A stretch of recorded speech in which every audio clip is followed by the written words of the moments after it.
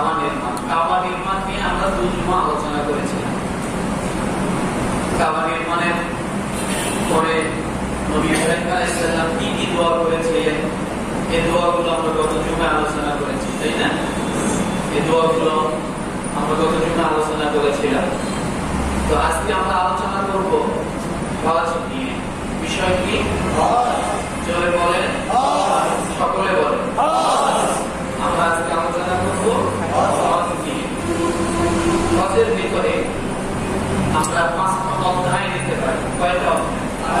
5টা। 1 নম্বরে হজ কি? বলেন তো, হজ কেন? হজ কে করবে? হজ কখন করবে? হজের ফজিলত কি? কয়টা বিষয়? 5টা। বলেন দেখি। 5টা। হজ কি? হজ কেন? হজ কে করবে? হজ কখন করবে? হজের ফজিলত 5টা বিষয়। আলহামদুলিল্লাহ, আমরা আলাদা আলাদা করে 5টা বিষয় জানব। কি বলেন? রাজি? তো আমরা হজের আলোচনার আগে আজকে আমাদের শাওয়াল মাসের শেষ হয়ে গেছে নাকি? জিলহজের প্রথম তারিখ আজকে। শাওয়াল মাস জিলহজের, অর্থাৎ রমাদান শেষ হয়ে গেল, আর একটি মাস পার হয়ে গেল, তাই না? আমরা জিলহজের বিষয়ে একটু কথা শুনে এরপর আমরা হজের বিষয়ে যাব, ঠিক আছে? কারণ জিলহজের সাথে আমরা একটু পরিচিত হই, কথা ঠিক কিনা? আসলে জিলহজ মাস ইতিহাস ও গুরুত্ব আমরা এই জিলহজ মাসটি নিয়ে আগে শুনি। কারণ রমাদান, শাওয়াল, জিলহজ, এরপরে কি? এরপরে কি? মুহররম। জিলহজ এবং মুহররম এটা খুব ফজিলতময় মাস। জিলহজ আর মুহররম ফজিলতময় মাস। শাওয়াল, রমাদান এগুলো কি? ফজিলতময় মাস। তাইলে দুই দিকে ফজিলতময় মাস, মাঝখানে একটা মাস, এটার নাম কি? আমরা পূর্বে পেয়েছি রমাদান, আমরা এই জুলকদের আগে পেয়েছি কি? রমাদান। জুলকদের পরে পাচ্ছি কি? জিলহজ এবং মুহররম। তাই অবশ্যই এই মাসটার বিষয়ে ইসলাম শরীয়ত কি বলেছে, কিছু আছে কিনা আমরা একটু খুঁজে বের করি। রাজি আছেন? আরবির 11তম মাসটার নাম হলো জিলকদ। আজকে আরবি 12 মাসের কত মাস? 11তম মাস। 11তম মাস। এই মাসের নাম কি? জিলকদ। বাংলায় হলো জিলকদ। হজের দ্বিতীয়তম মাস, অর্থাৎ শাওয়াল এটা হলো হজের প্রথম মাস, আর জিলকদ হলো হজের দ্বিতীয়তম মাস। হারাম বা নিষিদ্ধ 4 মাসের শুরুর মাস, অর্থাৎ আল্লাহ পাকের কাছে সবচেয়ে পছন্দনীয় হলো 4টা মাস। কয়টা মাস? 4টা। মাথা উঁচু করেন, জানতে হবে এগুলা। আমরা মুসলমান। কেউ যদি প্রশ্ন করে, ভাই আপনি তো মুসলমান, বলেন তো আল্লাহর কাছে সবচেয়ে পছন্দনীয় মাস কয়টা? আপনি কি বলবেন যদি না জানেন? আল্লাহর মাস। আল্লাহ নিজে বলেছেন, ইন্না ইদ্দাতাশ শুহুরি ইনদাল্লাহি 12 শাহরান ফি কিতাবিল্লাহি ইয়াওমা খালাকাস সামাওয়াতি ওয়াল আরদা মিনহা আরবাআতুন হুরুম। আল্লাহ নির্ধারিত মাস, আল্লাহর পছন্দনীয় মাস, আল্লাহর মাস হলো 4টা। কয়টা? 4টা। জোরে বলেন। 4টা। 1 নম্বরে জিলকদ, জিলহজ, মুহররম আর রজব। কোন কোন মাস বলেন তো? আল্লাহ মাস কয়টা? 4টা। 12 মাসের মধ্যে আল্লাহ মাস আছে 4টা। তার মধ্যে 1 নম্বর জিলকদ, দ্বিতীয় নম্বরে জিলহজ, তৃতীয় নম্বরে মুহররম, চতুর্থ নম্বরে রজব। তাহলে আজীবন মনে থাকবে ইনশাআল্লাহ। এটা আল্লাহর মাস। আল্লাহ তাআলা নিজে সূরা তাওবায় বলেছেন। আমার ভাইরা, এই মাসটা দুই দিকে, এই মাসের দুই দিকে ইবাদতের মাস। রমাদান, শাওয়াল এটা গেছে ইবাদতের মাস। এই মাসের পরে জিলহজ এবং মুহররম এটা হলো কি? এই মাসটা কি? এই মাসটা হলো বিশ্রামের মাস। কিসের? বিশ্রামের মাস, রেস্ট নেওয়ার মাস। সুবহানাল্লাহ। আল্লাহ তাআলা বান্দার প্রতি কখনো জুলুম করেন না, এটা আল্লাহ তাআলা নিজে বলেন। ইবাদতের প্রস্তুতিমূলক মাস। এই মাসের প্রকৃত নাম হলো যুলকাআদা।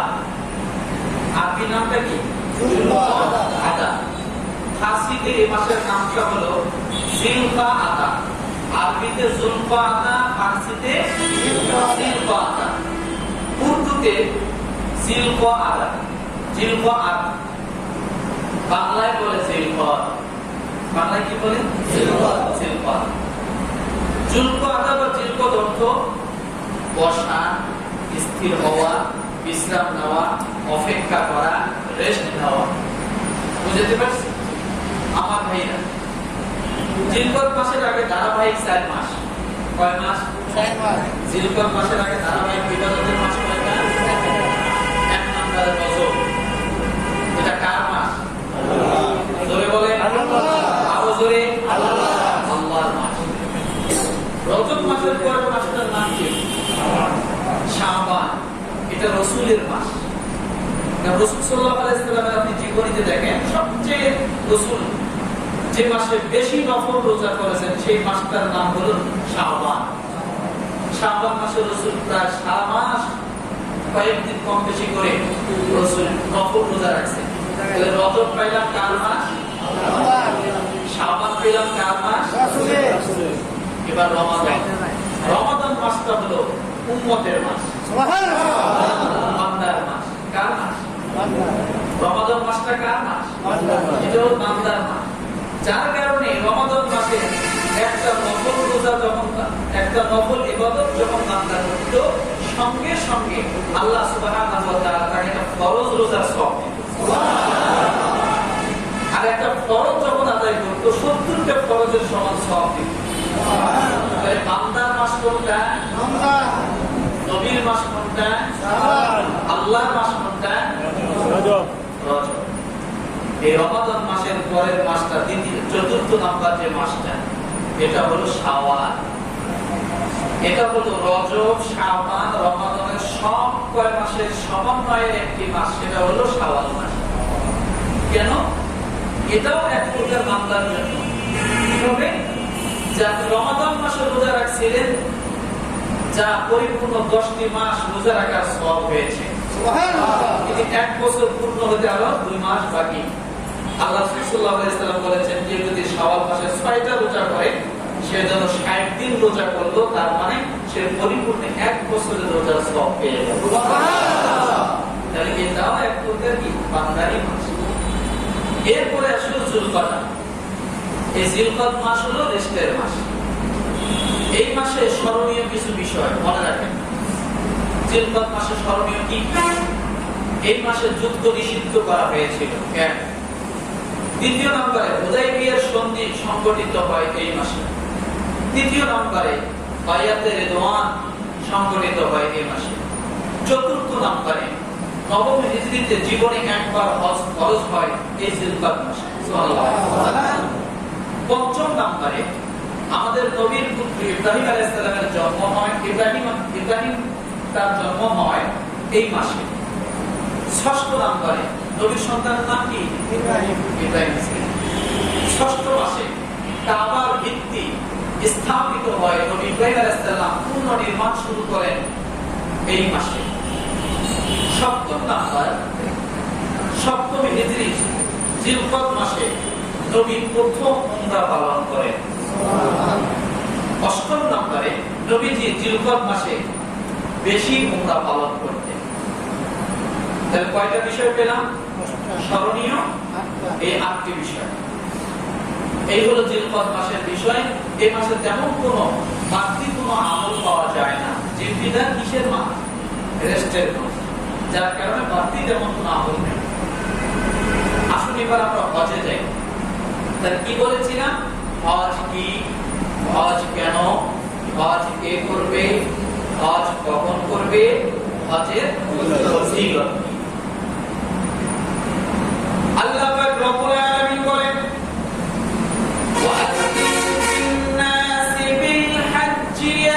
يأتوك رجالا وعلى كل ضامر يأتين من كل فج عميق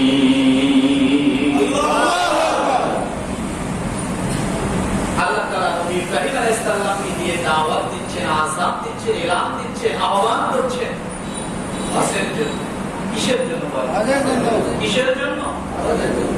এবার হজ অর্থ কি এটা জানি। হজ অর্থ হলো ইচ্ছা করা, এক নাম্বার। কি করা? ইচ্ছা করা। জোরে বলেন, ইচ্ছা করা। হজ অর্থ হলো গমন করা। কি করা?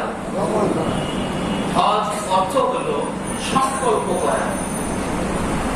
হজের অনেকগুলো অর্থের ভিতরে আমি তিনটে অর্থ বললাম: ইচ্ছা করা, গমন করা, সংকল্প করা। এবার আসুন আমরা জেনে নেই হজ কি। আমার ভাইরা, হজ হলো সর্বপ্রথম আল্লাহ পাকের নৈকট্য লাভের মাধ্যম। হজটা কি বলেন তো? আল্লাহ পাকের নৈকট্য লাভের মাধ্যম। এরপরে আমরা জানবো হজ কয় জিনিসের নাম, কয়টা জিনিস কয়টা কাজ করলে তাকে হজ বলে। কথা ঠিক না? যেমন নামাজ, দাঁড়িয়ে পড়া, রুকু করা, সিজদা করা, তাশাহুদে বসা, কোরআন তেলাওয়াত করা, এই সব কয়টা মিলিয়ে একটা নাম হলো কি? নামাজ। নামাজ। কথা ঠিক না? তাহলে হজ কয় জিনিসের মাধ্যমে হজ করা হয়? হজ নাম চলে আসে 5 জায়গায়। মনে রাখেন, এটা মনে রাখতে হবে। 5 জায়গায় 5 দিনে 9 কাজ করাকে হজ বলে। মনে রাখেন তো, আমার সঙ্গে বলেন, 5 জায়গায় 5 দিনে 9 কাজ করাকে হজ বলে। সুবহানাল্লাহ। আমার ভাইরা, 5টা জায়গা হলো কোনটা? মিনায় অবস্থান করা, আরাফার ময়দানে, মুজদালিফা, জামাত এবং বাইতুল্লাহ তাওয়াফ করা। এই 5টা কাজের নাম হলো হজ। দ্বিতীয় নম্বরে 5 দিন, কোন দিন? জিলহজ মাসের 8 তারিখ, জিলহজ মাসের 9 তারিখ, জিলহজ মাসের 10 তারিখ, জিলহজ মাসের 11 তারিখ, জিলহজ মাসের 12 তারিখ। এই 5 দিন অবস্থান করাকে হজ বলে। কয়দিন? 5 দিন। এই 5 দিনের কর্মকাণ্ড যা আছে সবকিছু হজের অন্তর্ভুক্ত। আমার ভাইরা, বাকি 9টা কাজ, এই 9টি কাজের মধ্যে 3টি কাজ হলো ফরজ। 1 নম্বরে ইহরাম বাঁধা হলো ফরজ। দ্বিতীয় নম্বরে আরাফার ময়দানে অবস্থান করা হলো ফরজ। তৃতীয় নম্বরে তাওয়াফ করা, এটা হলো ফরজ। এটা হলো কি? ফরজ। তাহলে 9 কাজের মধ্যে 3 কাজ: ইহরাম বাঁধা, আরাফার ময়দানে অবস্থান করা, আর কি? তাওয়াফ করা। এই 3টা হলো কি? ফরজ। তাহলে বাকি থাকে কয়টা? 6টা। এই 6টি কাজ হলো ওয়াজিব। এই 6টি কাজ কি? ওয়াজিব। এই 6 কাজের মধ্যে মুজদালিফা অবস্থান করা, পাথর মারা, কুরবানি করা, মাথার চুল মুন্ডানো, এরপরে সাই করা, এরপরে বিদায়ী হজ, বিদায়ী তাওয়াফ করা। এইগুলো 6টা ওয়াজিব। কয়টা ওয়াজিব? 6টা। আমার ভাইরা, হজ কি? বিশ্ব মুসলিম মিলন মেলাকে হজ বলে। 4র্থ নম্বরে হজ অতীত এবং ভবিষ্যৎ জীবনের পার্থক্য রেখা জিনিসের মাধ্যমে অতীত এবং ভবিষ্যৎকে আলাদা করে দেয়, পরিবর্তন করে দেয়, পরিশুদ্ধ করে দেয়। সেটার নাম হলো হজ। সেটার নাম কি? হজ। অতীত এবং ভবিষ্যৎ জীবনকে সম্পূর্ণ আলাদা করে দেয়। আপনি যখন হজ করলেন, আপনার আগের জীবনের গুনাহ কি হয়ে গেল? মাফ হয়ে গেল। এবং পরের জীবনটা আপনি কিভাবে চলবেন, চালাবেন, হজ এটা আপনাকে ঠিক করে দেয়। হজ কি করে দেয়? ঠিক করে দেয়। আমার ভাইয়েরা, হজ কি? পঞ্চম নাম্বারে হজ হলো সর্বজনীন সমতা বজায় রাখা, ধনী গরিব, কালো ফর্সা সমস্ত ভেদাভেদকে পার্থক্য না করা, এটার নাম হলো হজ। এটার নাম কি? এটার নাম হলো হজ। ষষ্ঠ নম্বরে হজ পূর্ণ এবং প্রাপ্তির মাধ্যম। পূর্ণ এবং প্রাপ্তি, এটার মাধ্যম হলো হজ। সপ্তম নম্বরে আল্লাহর ভালোবাসার বহিঃপ্রকাশ, যে ইবাদতের মাধ্যমে সবচেয়ে বেশি পাওয়া যায়, সেটার নাম হজ। মনে থাকবে আমার ভাইয়েরা, হজের উদ্দেশ্যটা কি? হজের উদ্দেশ্য হলো আল্লাহর জিকিরকে প্রতিষ্ঠিত করা। কি করা? আল্লাহর জিকিরকে প্রতিষ্ঠিত করা। রাসূলুল্লাহ সাল্লাল্লাহু আলাইহি ওয়াসাল্লাম তিরমিজি হাদিস নাম্বার 902 এ বর্ণনা করেন, মা আয়েশা সিদ্দিকা রাদিয়াল্লাহু তাআলা আনহা তিনি আল্লাহর রাসূলকে প্রশ্ন করলেন, ইয়া রাসূলুল্লাহ, হজের উদ্দেশ্য কি? হজ কেন? আল্লাহর নবী বললেন, জিকির প্রতিষ্ঠার লক্ষ্যে আল্লাহ তাআলা হজের বিধান দিয়েছেন। কঙ্কর সরান এবং সাফা মারওয়ার মাঝে দৌড়ানো, এটা সব কিছু হলো আল্লাহর জিকিরকে প্রতিষ্ঠিত করা। একজন হাজী যখন ইহরাম বাঁধে আর যখন মক্কার মধ্যে পৌঁছে যায়, ইহরাম বাঁধা থেকে নিয়ে শুরু করে হজে গমন করা থেকে নিয়ে শুরু করে হজের সম্পূর্ণ কাজগুলো শেষ করার পর যখন আবার বাড়ির দিকে ফেরে, এর মাঝখানে যত কাজ করে না কেন, পাথর নিক্ষেপ করা, তাওয়াফ করা, সাই করা, আরাফার ময়দানে অবস্থান করা এবং কুরবানি করা, সব কিছু আল্লাহ তাআলার জিকিরের অন্তর্ভুক্ত হয়ে যায়। কিসের অন্তর্ভুক্ত? জিকিরে। কুরবানিটাও জিকির। শুধু ইল্লাল্লাহ, আল্লাহ, সুবহানাল্লাহ, এটার নামই শুধু জিকির না। তাহলে কিছু কিছু ক্ষেত্রে কিছু কিছু কর্ম কি হয়? জিকির হয়। কি হয় বলে? জিকির হয়। রব্বুল আলামিন যেমন বলেছেন, লিয়াশহাদু মানাফিআ লাহুম ওয়া ইয়াযকুরু ইসমাল্লাহি ফি আইয়ামিন মা'লুমাতিন আলা মা রাযাকাহুম মিন বাহিমাতিল আন'আম। কুরবানিতে তোমাদের জন্য জিকির, তোমাদের জন্য কল্যাণ রয়েছে। কি রয়েছে? কল্যাণ রয়েছে। আপনি মসজিদে আসছেন, এটা জিকির। ওযু করেন, এটা জিকির। কাউকে সালাম দেন, এটা জিকির। ডান হাতে খাবার খান, এটা জিকির। এরকম ইসলামের যত কাজ আছে, সমস্ত কাজগুলো যখন যেখানে যেভাবে আমল করেন না কেন, সবগুলো আল্লাহর জিকির প্রতিষ্ঠিত হয়ে যায়। কি প্রতিষ্ঠিত হয়? সব আল্লাহর জিকিরে প্রতিষ্ঠিত হয়ে যায়। আমার ভাইয়েরা, এই জন্য রব্বুল আলামিন বলেন, ওয়াদিন ফিন নাসি বিল হাজ্জি ইয়াতুকা রিজালান ওয়া আলা কুল্লি দামিন ইয়াতিনা মিন কুল্লি ফাজ্জিন আমিন। আল্লাহ, সূরা হজ আয়াত নম্বর 27। কত? 27। ইব্রাহিম আলাইহিস সালাম যখন কাবা নির্মাণ পরিসমাপ্তি ঘটালেন, কাবা যখন নির্মাণ সম্পূর্ণ হয়ে গেল, তখন আল্লাহ বলেন, ইব্রাহিম পাহাড়ে ওঠো। পাহাড়ে উঠলেন। এবার রব্বুল আলামিন ডাক দিয়ে বললেন, ইব্রাহিম তুমি আহ্বান করো, আযান দাও হজের জন্য।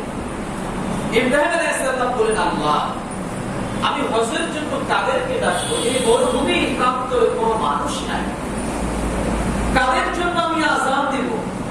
রব্বুল আলামিন বললেন, ইব্রাহিম আযান দেওয়ার দায়িত্ব তোমার, আর মানব, জিন এবং ইনসানের কানে পৌঁছায় দেওয়ার দায়িত্ব আমি আল্লাহ। কার দায়িত্ব? আল্লাহ। এবং মানুষের মধ্যে যাবে, মানুষের মধ্যে হজের ঘোষণা দাও, তারা তোমার কাছে আসবে পায়ে হেঁটে এবং দূর প্রান্তের পথ অতিক্রমকারী উঠের পিঠে সওয়ার হয়ে, যেগুলো দীর্ঘদিন পর্যন্ত চলার কারণে অসুস্থ হয়ে যাবে, তারা এইভাবে পায়ে হেঁটে উঠে সওয়ার করে বিভিন্ন ভাবে তারা এই হজের জন্য তারা আসবে, আমার হুকুম পালনের জন্য আসবে। তোমার কাজ হলো দাওয়াত দাও, তুমি দাওয়াত দিয়ে দাও। তাই হজের জন্য আহ্বান, এটা আল্লাহ তাআলা কার মাধ্যমে করালেন? জোরে বলেন, ইব্রাহিম আলাইহিস সালামের মাধ্যমে করালেন। এবার শুনো, এই গেল হজ কি। এবার আসছে হজ কেন, কি আসছে বলেন তো? হজ কেন? এবার আসছে হজ কেন? আমার ভাইরা, রব্বুল আলামিন ডাক দিয়ে বলতো, ওয়ালিল্লাহি আলান নাসি হিজ্জুল বাইতি মান ইসতাতাআ ইলাইহি সাবিলা ওয়া মান কাফারা ফাইন্নাল্লাহা গনিয়্যুন আনিল আলামিন। আল্লাহ বলে, যারা সেখানে উপস্থিত হওয়ার সামর্থ্য রাখে তাদের উপর আমি আল্লাহর জন্য এই ঘরের হজ করা আমি আল্লাহ ফরজ বিধান করে দিলাম। তাহলে হজ কেন বলেন তো? এটা ফরজ ইবাদত। কি ইবাদত? ফরজ ইবাদত। আমার ভাইরা, এই হজের ভিতরে, এই ফরজ ইবাদতের ভিতরে কাফের মুশরিকরা অনেক কিছু ঢুকিয়েছিল, অনেক শয়তানি কর্মকাণ্ড ঢুকিয়েছিল। দেখেন, ইব্রাহিম আলাইহিস সালাম কাবা নির্মাণ করার পর একটা দোয়া করেছিলেন, রব্বানা ওয়াজআলনা মুসলিমাইনি লাকা ওয়া মিন যুররিয়াতিনা উম্মাতান মুসলিমাতান লাক ওয়া আরিনা মানাসিকানা ওয়া তুব আলাইনা ইন্নাকা আনতাত তাওয়াব